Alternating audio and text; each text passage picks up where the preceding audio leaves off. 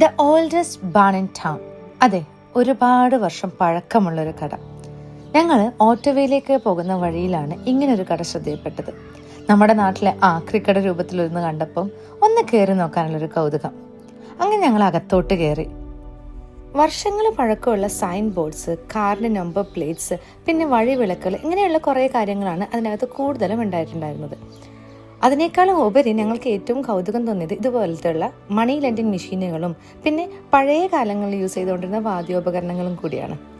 ഇനി വേറൊന്ന് കാണിച്ചു തരാം. വാള്, കത്തി, തോക്ക്. കൊള്ളാലേ. ഇതിലേറ്റവും ഇൻട്രസ്റ്റിംഗ് എന്താ അറിയോ, ഈ കണ്ടതിൽ കൂടുതലും ഇന്ത്യൻ മെയ്ഡായിട്ടുള്ള സാധനങ്ങളായിരുന്നു.